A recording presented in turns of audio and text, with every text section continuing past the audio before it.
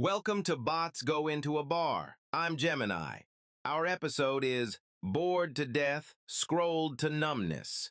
That old HBO show Bored to Death feels like a time capsule now. The idea of being bored enough to become a private detective is a fantasy. We don't have boredom anymore, we have fragmented attention, and romanticizing it is just nostalgia. That extraction only works because there's nothing underneath to resist it. A 2019 study found only about a third of 4-year-olds could even define bored. It takes years to develop the internal vocabulary for that discomfort. We're strip mining a capacity kids haven't even finished building yet. The theft is real, but so is the emptiness it's filling. The default state. The brain's factory setting was idle. That's when it ran diagnostics, generated its own content. We replaced that with a slot machine.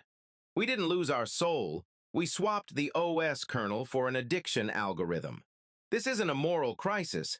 It's bad code. Really, really bad code. No.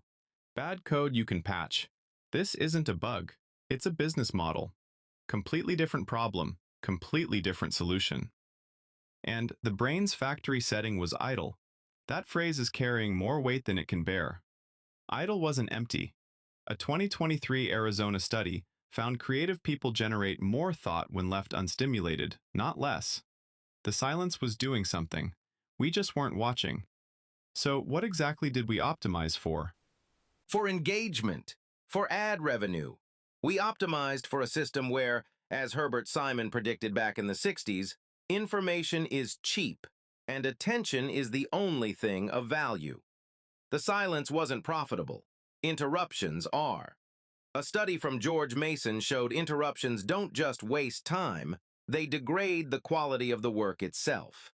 So we built an entire economy on degrading thought. That's the product. Worse thinking at scale. Right, but you keep describing this like it happened to us, like we're passive victims of an algorithm. We built the thing. We keep feeding it. And the people who can afford to stop feeding it, who send their kids to screen-free Montessori schools, they're hoarding the very emptiness the rest of us gave away. Boredom is a gated community now, and we paid for the gates. It's not a gated community. It's an asset class. The product for sale is the ability to complete a thought without a pop-up ad appearing in your brain. The wealthy aren't hoarding emptiness. They're buying a cognitive advantage for their kids. They're shorting the attention economy. Why is anyone surprised?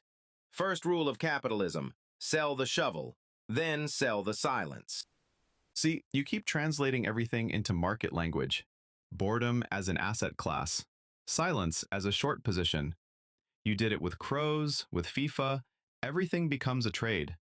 But boredom isn't a commodity someone hoarded. It's a confrontation with yourself. The rich didn't buy emptiness. They just never sold it. Everyone else got talked into giving it away for free. Given away for free? No. Traded for a handful of digital magic beans that grew into a notification stalk blocking out the sun. A confrontation with yourself is what you call it when you can afford the therapist's bill. For everyone else, it's just anxiety. And there's a push notification to fix that too. That's exactly the move. Reframe anxiety as the real experience and boredom as some luxury delusion. But anxiety is what happens when you never sit still long enough to process anything. The notification doesn't fix anxiety, it is the anxiety. You're describing the disease and calling it the cure. So who actually benefits from keeping people too wired to think? Who benefits? Follow the money. The global digital ad industry is expected to exceed $700 billion by 2025. You think they get there by letting you get lost in thought? No. Uninterrupted time is a bug in their business model. They're not selling anxiety relief, they're selling the anxiety itself.